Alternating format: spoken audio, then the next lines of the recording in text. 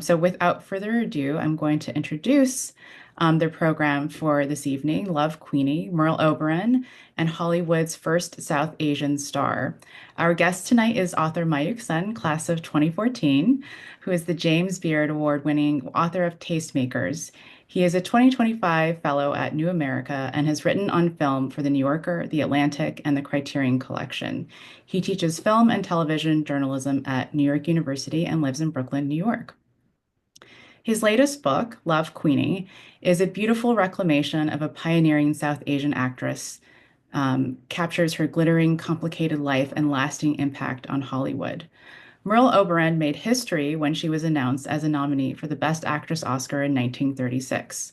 Hers was a face that launched a thousand ships, a so-called exotic beauty who the camera loved and fans adored. Her nomination for The Dark Angel marked the first time the Academy recognized a performer of color. Almost 90 years before actress Michelle Yeoh would triumph in the same category, Oberon, born to a South Asian mother and white father in India, broke through a racial barrier, but no one knew it. Oberon was passing for white. In the first biography of Oberon, in more than 40 years, Sen draws on family interviews and heretofore untapped archival material to capture the exceptional life of an oft-forgotten talent. So please join me in welcoming Mayukh to speak about his book tonight. Thank you so much for having me, Katie, and thank you to SAPAAC for having me. I'm so excited to be celebrating the launch of this book with my alma mater, which I miss dearly 11 years after graduation. Yeah, no, it's great to have you back again. We were here a couple years ago talking about your first book, Tastemakers, so it's really exciting to talk about this new book about Merle. So we'll just get started. So how did you first learn about Merle Oberon, and what compelled you to write a book about her? Yeah, so funnily enough, I first came across Merle Oberon during the summer of 2009. So this was around the time I was probably working on my Stanford application because I applied early to Stanford, right? But basically, I had grown up. Uh, as someone who was totally obsessed with the Oscars, right? And at that point, I was a rising high school senior. And so I remember because I was a total loser, nerd, what have you, devoted myself to the sort of hobby slash study of looking into the history of the Best Actress in a Leading Role category at the Academy Awards that very summer, right? And it was during that search that I first came across Merle Oberon's name. And I remember just clicking on her name and being stunned by her backstory. So, just to be clear, she was born into poverty in India to a South Asian mother and a white father. Yet, throughout the entirety of her career, up until her death in 1979, she concealed her South Asian identity from the public, and she passed as white, and that was due to a variety of constraints. And by the time I came to Merle Oberon's story in 2009, the truth was very much out there, or most of the truth, and we'll get to that in a few minutes probably about what aspects of her life were not in the public eye just yet. And I was really moved by the fact that this woman had to live her life in hiding, essentially. I should add that at that point in my life, I was still very much in the closet. I knew I was gay, but I wasn't really out to many people except my very closest friends. So there's something about her struggle that I felt that I could relate to, at least in my young mind, right? And so then I very promptly sought out her work. And unfortunately, the movie for which she was nominated, The Dark Angel, was pretty hard to obtain back then. But I did come across Wuthering Heights, which is probably the movie she's most well known for today. She played Kathy in it, opposite Laurence Olivier's Heathcliff. And I was struck by her grace and her composure and just the emotional power she had within that performance. And it really boggled my young mind that someone could live with such pain off screen, but then get it together and create a piece of art and work that was just so lasting and so resonant like she did. I think that, she in that sense became a model for me to follow in my own life as I was, in that kind of insecure period in my maturation, right? So I always had deep affection for Merle Oberon, but it's funny because as I was kind of falling for her work, I remember I would frequent a lot of Oscar blogs, as they were known back then, and the received wisdom on those is that Merle Oberon was not much of an actress, right? Most people just trashed her. They said, "Ah, yeah, she was a great beauty with a tragic secret, but she couldn't act for beans," and that did not comport with my understanding or my read of her art because what I saw before me was just, as I said earlier, incredibly moving, right? So I always felt a desire to reclaim her in some way. So I kept that in my back pocket for a few years, right? And then, I would eventually go to Stanford. And then after graduation, I would find my way into journalism and writing. But I kind of took a detour and I spent much of my early career really just writing about food professionally. But I remember when I first signed with my literary agent, who's still my literary agent, I told him, this is back in 2017, I believe. I said, I want to write a book about Merle Oberon one day. And he was like, okay, let's revisit that once you've grown up a little bit, okay? And he was right to say that. But after my first book came out in late 2021, I felt as though I was in a fork in the road. I said, okay, I could either continue writing about food and have my next book be something along the lines of, 10 meals that shaped my life or something like that, that just didn't feel like it would come naturally to me. Or I could pursue this passion project of mine. And I decided to make my life as hard as possible and pursue the latter. And that's how we got to where we are today. Yeah, I mean, well, I think that's why also why we're friends, right? Because we have so much in common in that regard. And I love that you discovered Merle Oberon in 2009, and here we are, 16 years later. And I mean, it takes a long time to be able to write a biography about somebody. It's their entire life, right? That's a huge commitment. Really does. And my first book was a group biography, so I felt as though I was kind of getting my feet wet with the form to some extent, but there's only so much you can do to prepare for an undertaking of this much rigor, as you know very well, right? So, Yeah, and I'm sure we'll get into a little bit more of that as we talk. So, given the controversy surrounding Merle, I mean, knowing that she spent most of her life passing for white and was only after her death that, her former husband's nephew, Michael Korda, basically outed her secret in a fictionalized account in a kind of lurid, scandalous, very scandalous way, right? How did you approach your subject and the research knowing kind of all of that stuff was already out there?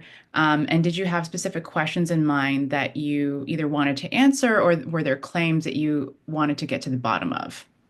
yeah, I mean, I had so many open questions at the start of this process, of course, right? Like any biographer does. And I tried my best to close those open questions, so to speak, during my research and reporting. And I said, I did my best to do so because there's only so much one can do when they're writing about someone who was born in 1911, right? And it's someone who the people they may have known or may have known them are no longer with us, right?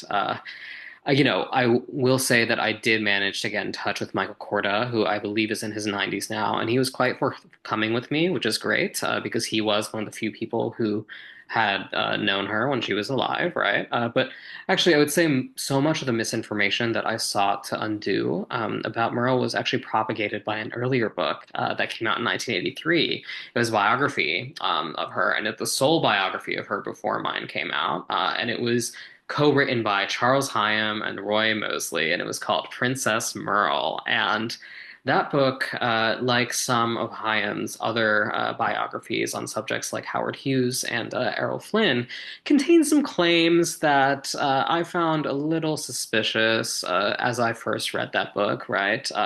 And, there's also some claims that have been sometimes weaponized against Merle in service of this narrative that she was a sort of traitor to her race, right? And that she was just self-hating. For example, there was this one claim that I ultimately cannot substantiate in their book that Merle commissioned a portrait of the woman she believed to be her mother in 1949, but demanded that the painter lighten the skin so that no one suspect that that woman was South Asian. But I could not find anything to back up the claim that she instructed the painter to lighten the skin, right? But you see that kind of bandied about by so many people who want to criticize Merle today, right? Uh, and, I would say a lot of the claims from that 1983 biography became entangled with Michael Korda's fictional treatment of her in that 1985 book, Queenie, right? But I will also say that there was a key piece of information about Merle's life that was revealed to us in the years after the publication of that biography, which is that the woman Merle believed to be her mother was, in fact, her grandmother, and the woman she thought was her half sister was, in fact, her biological mother. And so that was the first order of business that I had to kind of make clear in my writing and just like get out there and make sure it was on the public record, right? I had so many other questions about her roots at the start of this process. There was some confusion about where in South Asia her roots even were. Mhm. Some sources said Mhm. that she was Sinhalese from Sri Lanka. Others said she was Bengali, like myself, right? Because my dad, he grew up in Kolkata or Calcutta, which is where Merle also grew up, and that was a sort of that was what sparked this imagined connection between myself and her, right? So many years ago. There are also some claims in that Hyman Mosley book that she was part Maori from like indigenous to New Zealand, right? And so my way of approaching this is twofold, really. I did exhaustive archival research with press materials, her personal papers at the Academy in Beverly Hills, right? I also spent a lot of time with her travel and immigration records. I got my hands on her A file, which contained the bulk of that information, right? But what I also did do is I sought to track down her family from her South Asian side. And, when I did luckily find them, they really did clarify a lot for me. They did confirm that she is indeed Sinhalese, ethnic to Sri Lanka, right? One family member very vehemently disputed the claim that she was part Maori, right? So it was through just kind of getting in touch with those human sources that I was able to debunk some myths, right? But I think one of the toughest questions concerned the following, which is that, did Merle ever really learn the identity of her real mother, right? And the family members I spoke to, they expressed some doubt that she did, especially because they themselves were unaware of the fact that this woman, Constance, was actually Merle's mother. Constance would always refer to Merle as her half sister, even to her immediate family, right? And the family did not know until after the death of both Merle and her biological mother, Constance, what the true relationship between the two of them was, right? But what I really needed to do was just look closely at her travel and immigration records and see and inspect as closely as I could whom Merle listed as her mother in each of those. And if there was any sort of inconsistency there, which I ultimately did not detect, that would tell us that maybe she did get clued into who her real mother was, right? So that is the cautious assumption with which my book runs. It is this notion that she did not ever learn who her real mother is. I did not find any evidence that suggests that she did, right? And I think that sort of caution is a necessary part of writing biography. I'm sure you encountered this in some ways too, as you were writing Not Your China Doll, right? You kind of have to grapple with the unknown and do so in a way that is artful and informed and educated and also authoritative, right? And so that's what I tried to do with this book. Right. Yeah, I know. I mean, just to think about not knowing who your real mother is to spend your whole life. I mean, you can only imagine what that must be like. And obviously, she never knew, according to your research. But I do want to go back to one thing that you mentioned, her A file, which I believe stands for alien file, correct? Yes. And because this is also something you talk about in your book, because one of the reasons that Merle had to pass for white was because Hollywood wouldn't have allowed her to play leading lady roles, right? Because if she had been a woman of color, she wouldn't be allowed to play opposite white actors.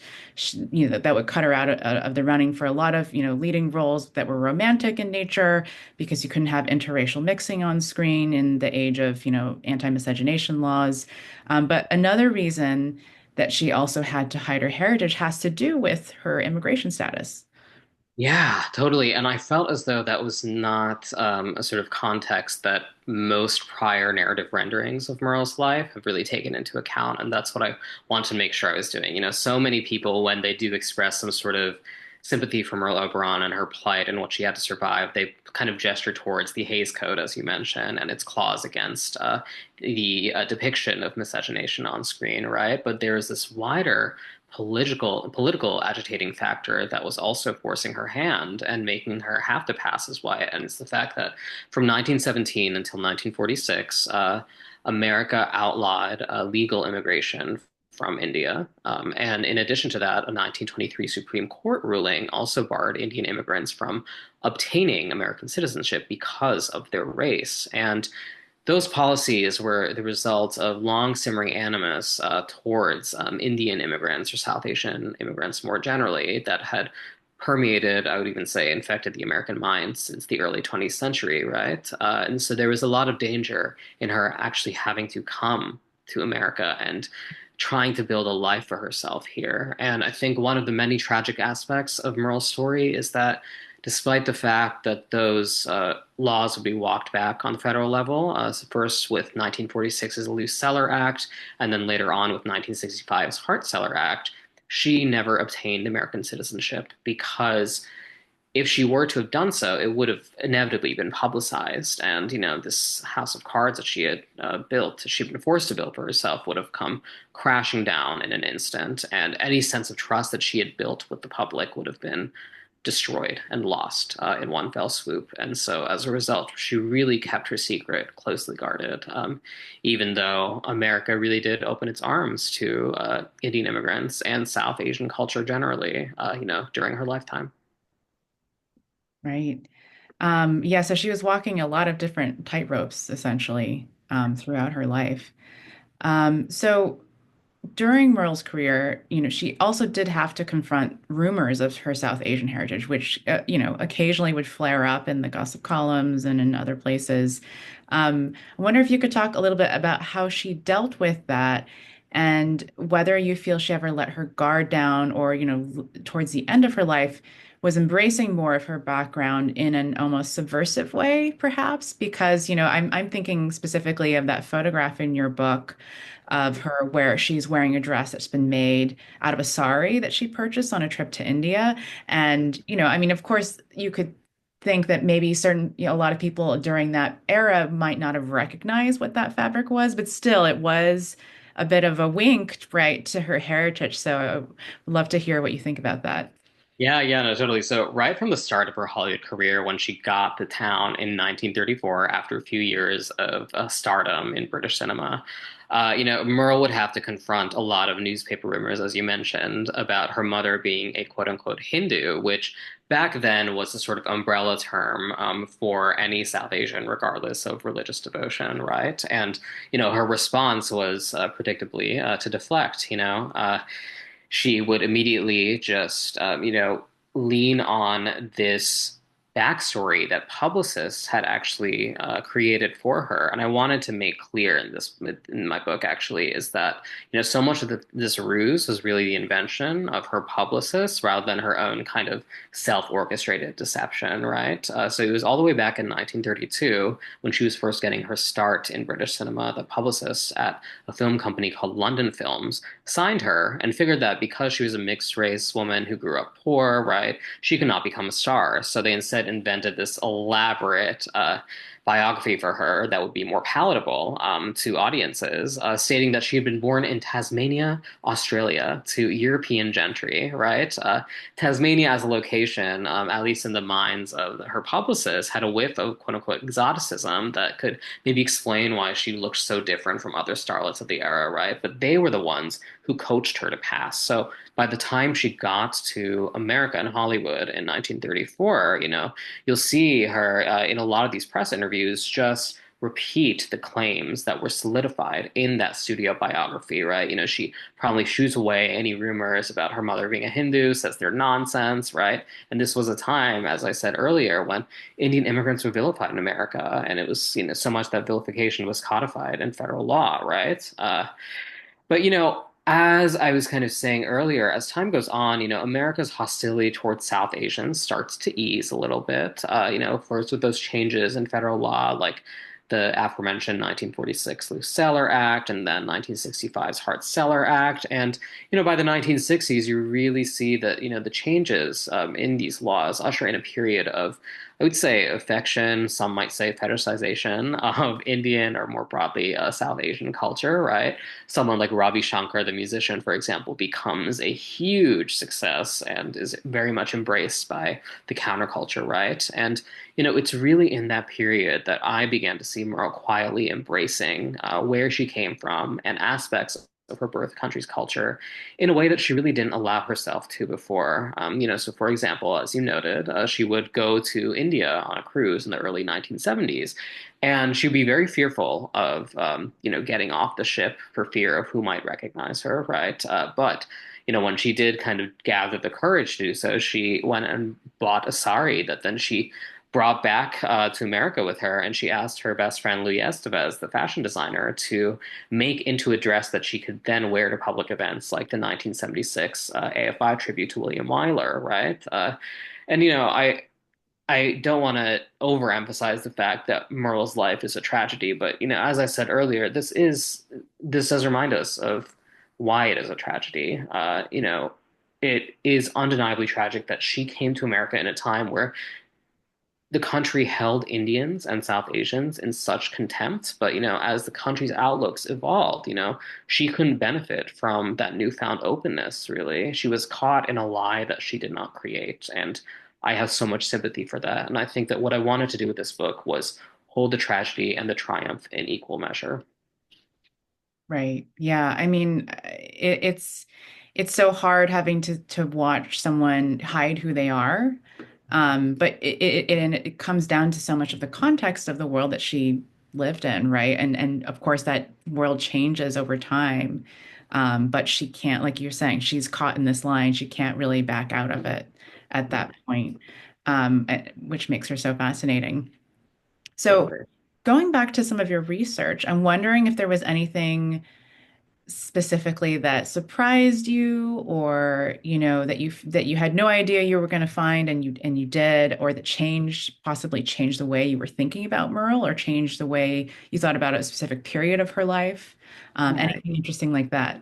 Yeah, totally. So it's fascinating. So I actually wrote the final chapters of the book first, partially because that is the period of her life I had the most information about going into this whole experience, right? But it also, I would say, helped me just see the wider narrative arc and what emotional beats I would need to build towards as I was writing, right? But there are a few things in her later years that really surprised me. So one, this is kind of dovetailing with your previous question. So as what would become her final film, 1973's Interval, was coming out, Merle very surprisingly signed on to play Kasturba Gandhi in a biopic of Mahatma Gandhi. So Kasturba was Gandhi's wife, right? Uh, and she was very excited about that role. And, you can imagine that decades before, when she was this big shining star in Hollywood, working at the behest of the Hays Code, she would have been discouraged from taking such a role. But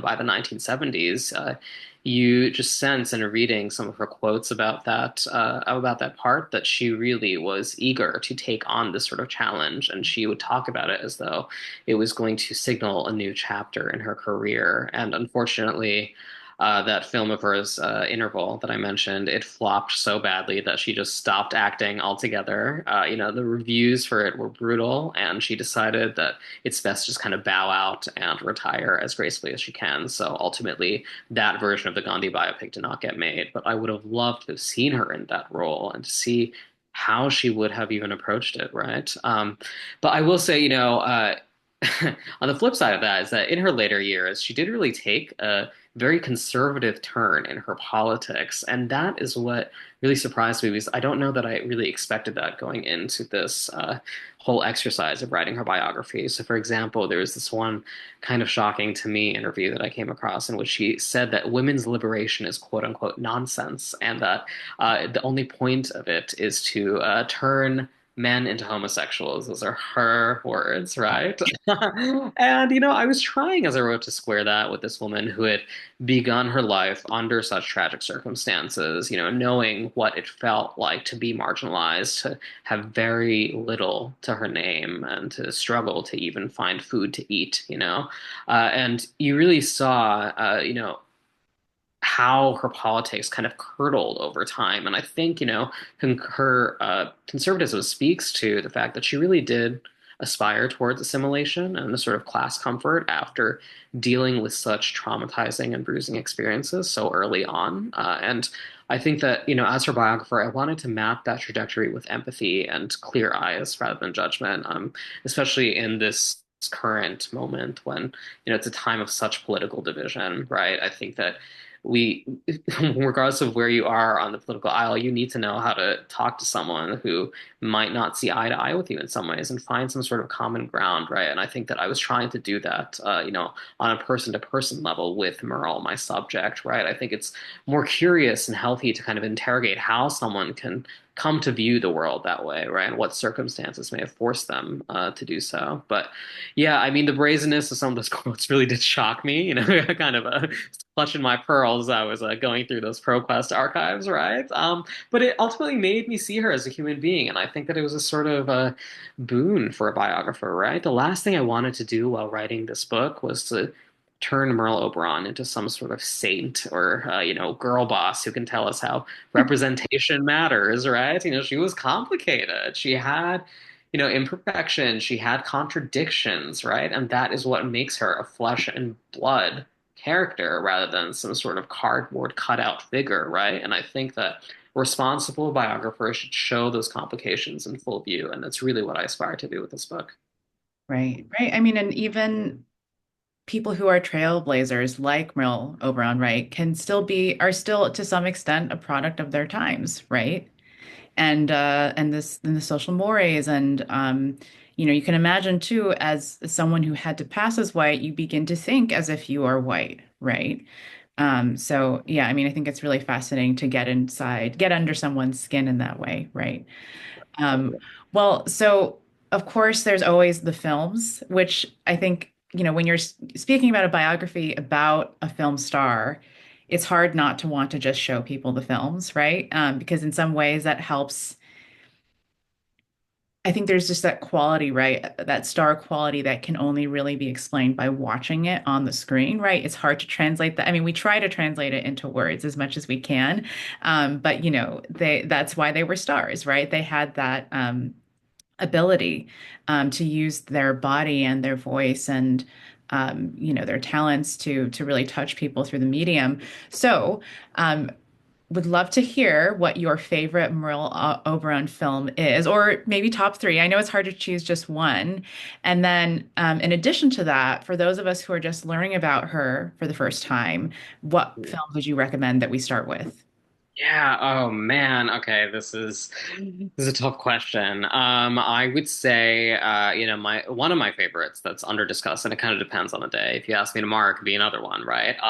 But one of my favorites is Lydia from 1941, and I highlight this movie because I am hoping at least that it's on the cusp of a sort of reappraisal, because it's been nice to hear from some readers and even see some professional reviews of my book, like the Wall Street Journal one, highlight this movie as her best performance. But it's on the Criterion Channel, and it's a really remarkable film. So it came out in 1941, and she plays a spinster who is in old age reflecting on all the men she loved and lost throughout her life, right? And she's conversing with them even.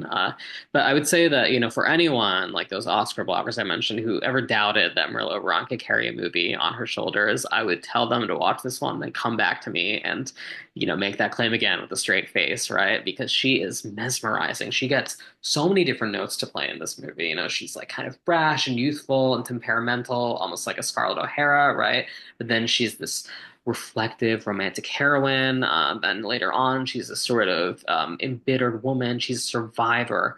But she aces all of these notes. She plays them so beautifully, and I think that that is a real showcase for what she could do if she were given the chance. So I'd say Lydia is the first one that I would like kind of number one for now. In terms of the other, is that round out the top three, I would say Till We Meet Again from 1940. And this is the kind of movie that is so obscure that I think TCM has probably shown it three times in the entirety of its existence, right? But basically, it was the first movie that she made for Warner Brothers under contract. And she plays a woman who is dying of a heart ailment, who is on a cruise ship, and she falls in love with a man who, unbeknownst to her, is a convicted criminal awaiting execution, and neither knows the other's secret. And of course, you could draw kind of hasty, superficial parallels to her real life, in which she was hiding this very tragic secret, right? But the gravity that she brings to this role, it just feels so sincere and true. And I think that it really showed you just what a capable actress she was, and everything just felt honest, in that performance, right? That's number two. And then I would say number three, and this is kind of is I'll try to knock out both questions here, and I would say, you know, Wuthering Heights. If people in the audience haven't seen it, I would suggest that they begin with Wuthering Heights because it was the gateway for me, and it's the gateway for many people with Merle Oberon for a reason. She plays this character, Kathy, and again, she's this. So she has shades of that sort of temperamental Lydia slash Scarlett O'Hara type of character, right? Who's moody and whose emotions can kind of change on a dime, but she plays all of them so convincingly, and you really see her at the peak of her star power. So, Wuthering Heights is the one movie I would suggest you all go out to see, and that's my top three. So. Great. You heard it here first. Um, so I have one other well, I might have one or two more questions, and then we can we're going to do a little raffle because we have a copy of your book, a signed copy of your book here that we're going to give away to someone. So we'll do the raffle after we finish with our questions, and then we'll open up to the audience. But moving on to my next question.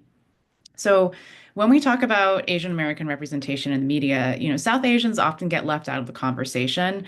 And that's something that we've also struggled with here at SAPAAC. I mean, how do we break away from the prevailing trend of centering East Asians, when the AAPI umbrella, includes so many other groups, Southeast Asians, South Asians, Pacific Islanders, Native Hawaiians, et cetera. I mean, I could go on, right? There's so many different groups that fall under this umbrella. So giving that context, would love to hear from you, what is Hollywood like today for South Asian actors in, contrast to Merle's time? And, so how would you say it's changed from her time? And is there, I guess, what would you see as her legacy for actors today? Yeah, totally. No, that's a great question. I mean, first of all, I just have to say thank you for your level of self-awareness as an organization, because I think that that's a sort of self-awareness that I have anecdotally observed a few nominally Asian inclusive spaces lack.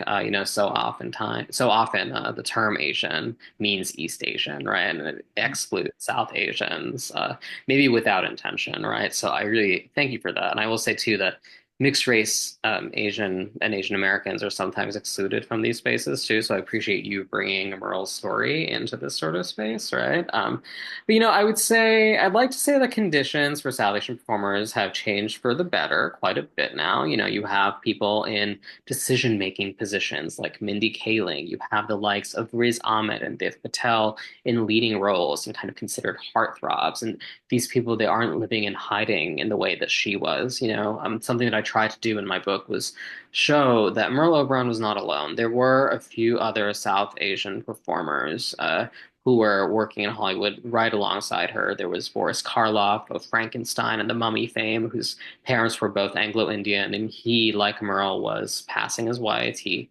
concocted this bogus backstory that his mother was actually Russian, hence the stage name of Karloff, right? There were others like the action star Sabu, who was kind of exoticized by a lot of American filmmakers in the 1940s, and put in a lot of action films set in India, right, or in some various quote unquote exotic locales, right?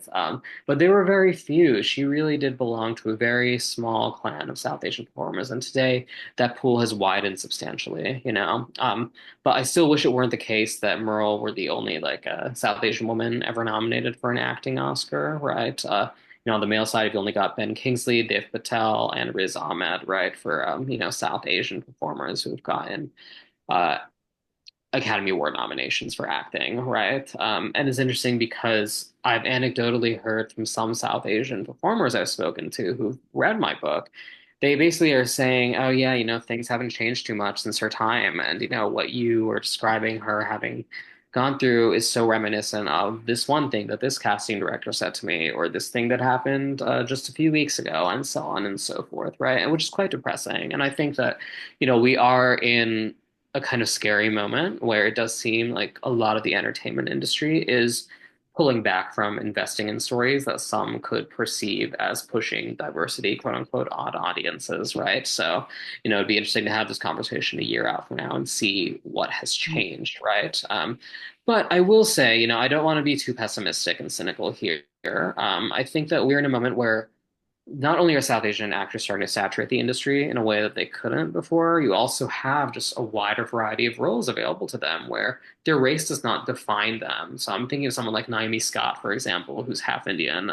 She played a pop singer in Smile 2 last year, right? Or aforementioned Riz Ahmed, who played a drummer who was losing his hearing in The Sound of Metal a few years ago, and that was a movie in which his race, to the best of my memory at least, was not really a point of discussion. And I think when you ask about Merle's legacy, I really do feel sincerely that that was what she was fighting for, given her circumstances.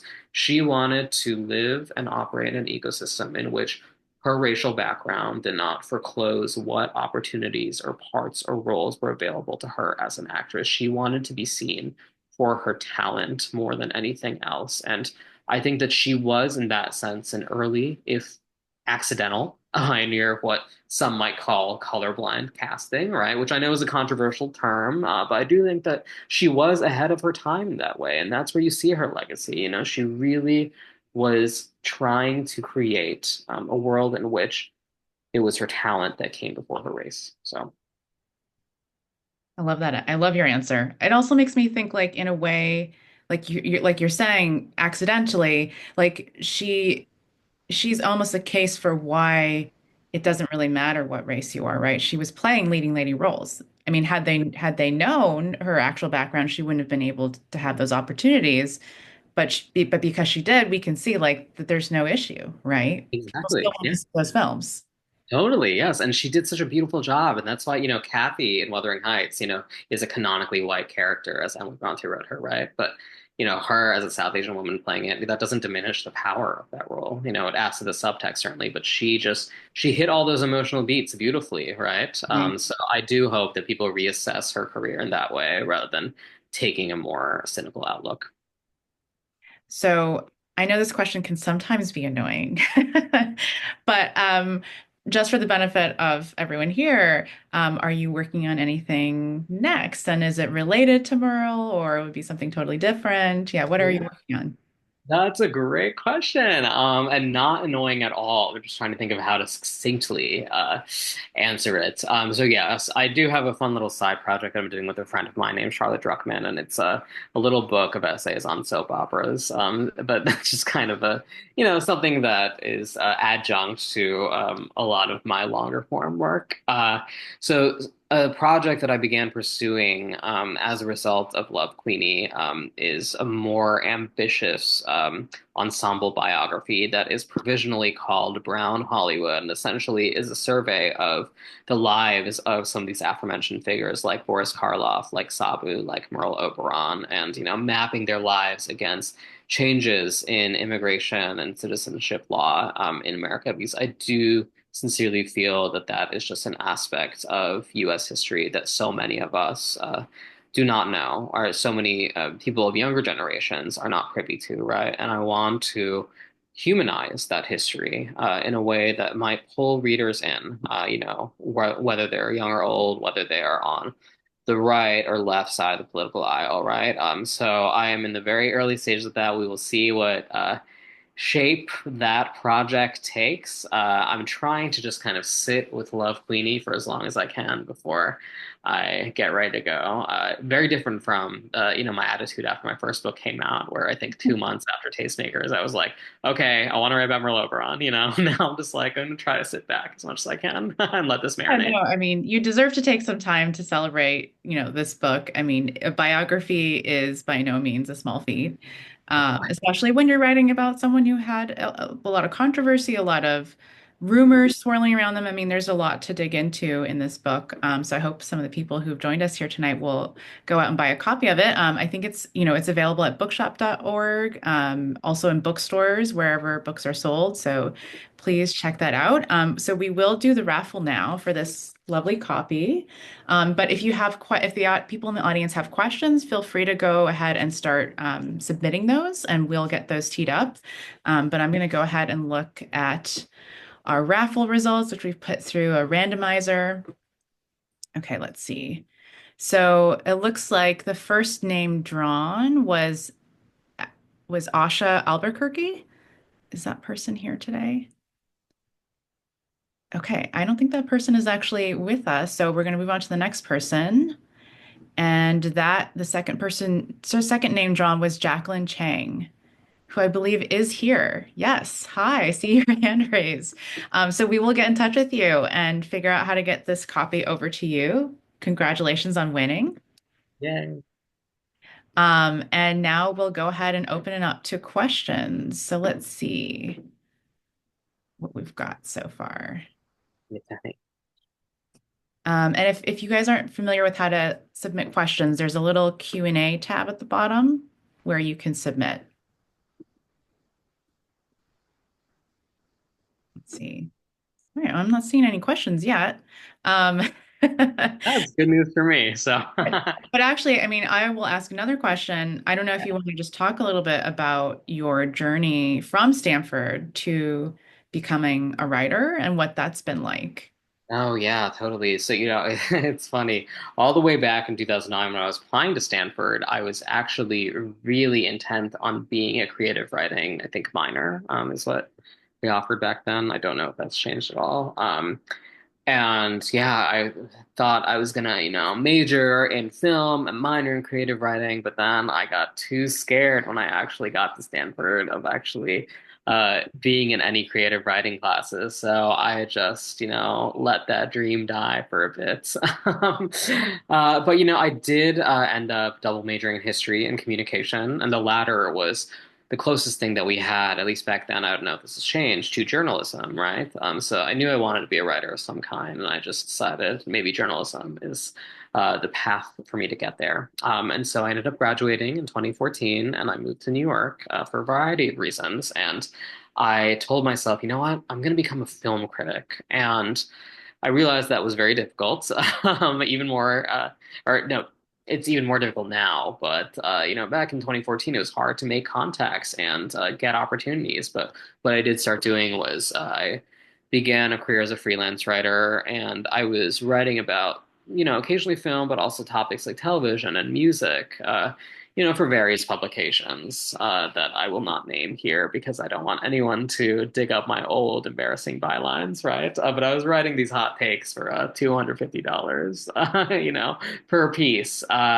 And fast forward about a year and a half later, I get an email from an editor at a website called Food 52, which for those of you who are not familiar, it is, or it was back then at least, primarily a home cooking focused website with an e-commerce arm, but they essentially wanted a staff writer to write about culture through the lens of food for a wider audience. And, I was 24 years old. I was eager for the stability of a salary and benefits and whatnot. And I decided to just take that gig, despite the fact that I never imagined myself as a food writer. My conception of luxury was P.F. Chang's or the Cheesecake Factory. And actually, after I got into Stanford, my parents and I went to the Cheesecake Factory to celebrate. Right, So right, as you do, as one does. totally, right? And yeah, there used to be a Cheesecake Factory on University Avenue. I don't know if there still is. I haven't been back there in a few years, right?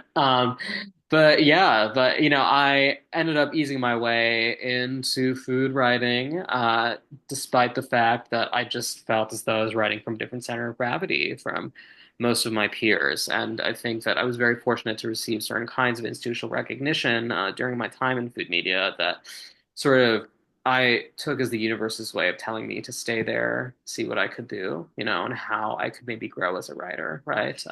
And so that ultimately did culminate in my first book, Tastemakers, that came out in late 2021.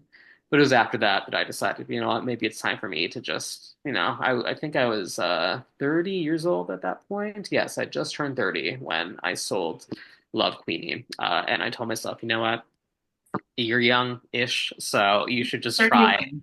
Yeah. 30 is, 30, believe me, 30 is very young. Okay, good.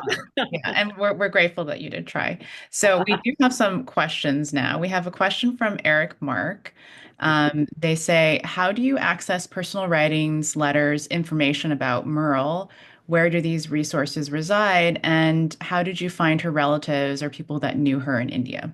Yeah, no, that's a great question. So, for personal writings and letters, so the Merle Oberon papers exist at the Margaret Herrick Library, a place that Katie is very familiar with, but it is at the Academy over in Beverly Hills. And so, one of my initial orders of business was to just find a few weeks to pore over those papers. And, the tough thing is that those papers were very highly curated by Merle herself.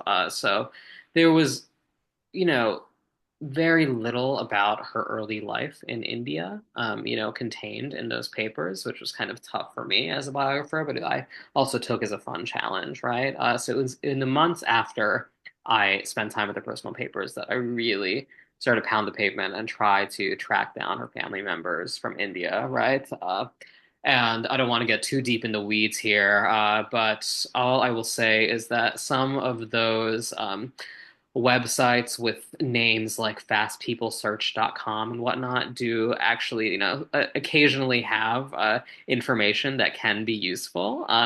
But I would say it was a combination of that along with funeral home listings and obituaries of people I did know who were related to her. Usually in obituaries and funeral home listings and whatnot, the surviving slash next of kin is listed. And so plugging those names into certain databases will, yield you some results, as it did for me occasionally. But it's been fascinating because since my book has come out and there's an article, wonderful article in the Times of India a few weeks ago. And after that happened, I got contacted by a few other relatives of hers I didn't even know Oh, existed. wow, that's incredible. Yeah, yeah, and it was wonderful. And they're spread all over. Some are still in India. Some are, I'll respect their privacy, but they're all over, right? All over the world. But just to be connected with them, is pretty lovely. It also gives me a sort of anxiety, of course, as a biographer. It's like, oh my goodness, did I get something wrong? Or is there another contradictory story that this relative will tell me that just goes against what I put in print? Yeah, but sometimes they find you, and sometimes it won't happen during the writing of the book. But I'm glad that I did get, a few of those sources to speak to me on the record as I was reporting this biography. So we have another question from Brian Chu. And he says, Everything Everywhere All at Once showed that a movie written and starring Asian actors could be successful in the Hollywood awards community following Crazy Rich Asians. Do you think this will lead to more movies made in this way? I really hope so. But as I was kind of intimating a few minutes ago, I do worry about the entertainment industry right now, and just the sort of contraction that we're seeing in various aspects of American life. And I think it does extend to the entertainment industry, unfortunately, where, after the results of this past year's election, I did even hear just from some friends who had project in the works that were, Asian focused or did have Asian leads and whatnot, just get canceled all of a sudden because of this sort of chilling effect and fear, climate of fear that had overtaken Hollywood. So I think that, the conditions really do have to align for another Crazy Rich Asians or Everything Everywhere All at Once or Joy Luck Club going all the way back to 1993, right? For that sort of moment to occur again. And I love to be wrong about my fear that it won't happen anytime soon. It did seem like there was a sort of hopeful moment. I don't know if you agree with this, Katie, but after Everything Everywhere All at Once came out, I did really have a sort of hope that there would be more movies in this vein. Getting the green light in Hollywood, but there's always a chance that those won't see the light of day. But I really do think it does depend on our political atmosphere, and I'll leave it at that.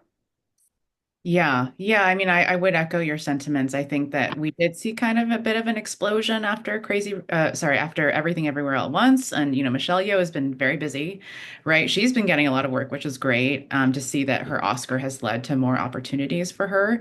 And we have seen a lot of different series come out on streaming platforms, but, a lot of them have only run for one season and then were canceled.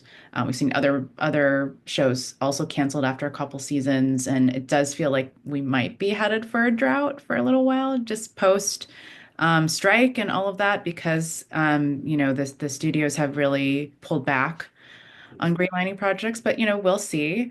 Yeah, it's good. It's always good to be hopeful. I'm also curious. We have one other question, but I before we move on, I am curious. Listening to what you were saying.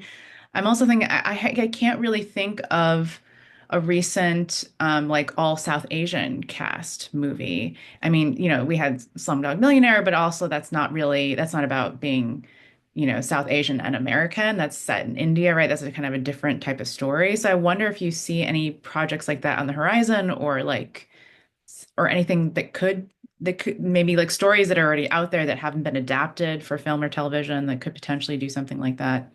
Totally. Well, I mean, I was going to mention that I believe this is still in theaters and it recently came out, but A Nice Indian Boy, it's not an entirely South Asian cast, but it is primarily one. And it is also, a queer romantic movie. And I've seen a lot of really wonderful publicity and review coverage for that film. I haven't been able to see it just yet, but I think that just seeing so many people I know who are connected to the entertainment industry feel real passion and excitement about that project gives me some hope that this sort of storytelling will be deemed worth investing in by production companies and studios moving forward. And I mean, there's a wealth of stories that I feel could and should be adapted for some sort of cinematic or television treatment that are South Asian focused. But again, it really just does depend on the stars aligning.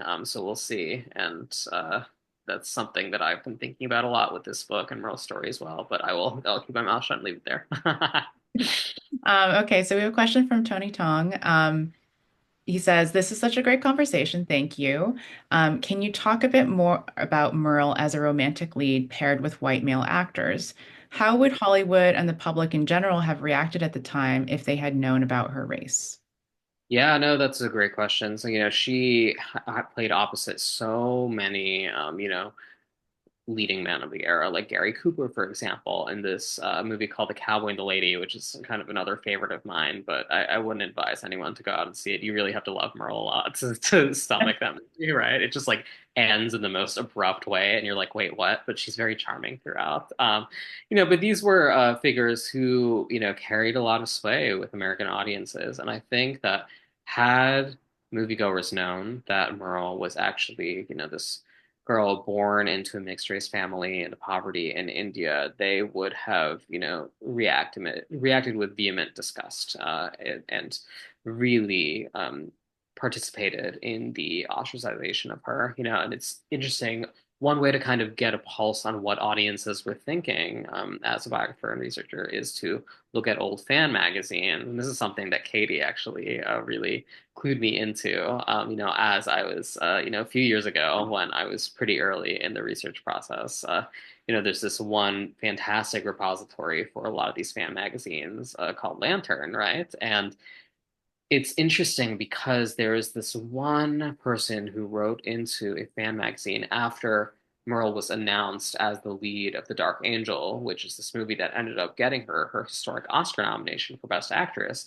And in that movie, she played a girl of the English countryside, right? And there was one reader who said, I do not think that an Asiatic adventuress, as they called her, should be playing this role, that kind of thing, right? And that was when her there was no confirmation of her South Asian Mhm. heritage in any way, right? It was all sort of hearsay or rumor at best, right?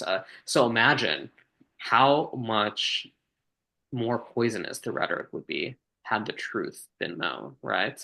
So I think that they would have reacted very poorly, and participated in a sort of campaign to effectively ostracize her from, public life in America. So. What a term, Asiatic adventurous. Where'd they pull that out Yes. of? Yeah, it's really interesting. I didn't realize how many ways, one could phrase this sort of sentiment until I started reading this book. I think I write it at one point in this book that, I could have just filled all these pages with all the descriptors that people attach to her, slow-eyed, exotic, oriental, all these things that, feel so icky and gross to repeat, back in 2025, right? But there are a lot of them. Yeah. So we have another question from Eric Mark, and he says, a Merle Oberon story would make a great movie. I think we'd all agree. Who could you envision playing her in a movie adaptation of your book? Oh man, I wish that were a question that I could answer publicly, but I cannot at this stage, because there is someone who does have the rights to the book, and I'm very excited for this to be public information, hopefully at some point soon, but who knows? Hollywood moves to the beat of its own drum, so whatever. But trust that that is definitely. That is something that was top of mind for me as I was writing this book, not necessarily because I wanted it to be a movie, but I do think that her life deserves a proper cinematic treatment, right? And it is lovely that the person I really wanted to play this role has gotten the rights to play it. And so I pray that circumstance will be in my favor and this project will actually get made. So all I'll say is that hopefully you'll know the answer to this question soon, whether it's a few weeks, few months, few years from now, who knows? Right. Well, we'll all have our fingers crossed, hoping and waiting to hear the answer to this question, but that's super exciting. So we're basically, at the end of our time. So I just wanted to give you an opportunity if there's anything you want to plug, if you have any upcoming events or people can find you on your website or on social media, um, tell us where we can follow you. Yeah, totally. I've got a few events coming up in the next few months, across LA, DC, Philly, etc. And those will be on my website, which is mayukh-sen.com. And I also will post about them on Instagram. So please throw me a follow there. And my handle there is mayukh.sen, mayukh.sen on Instagram. Okay, so please follow me. And thank you all so much for coming out. I really appreciate it. Yeah, well, thank you so much for being our guest tonight, Mayukh, and speaking about Merle Oberon. I think it's really been eye-opening, and hopefully more people will know about her and go watch her films. And wish you the best of luck with the book, and maybe until next time, until your next book comes out, Yeah, we'll be maybe back we'll here all be again. nursing home patients by then. We'll see. Okay, well, Thank you all so right. much, Katie. Well, Appreciate thank it. you, and good night, everyone. Bye. Bye.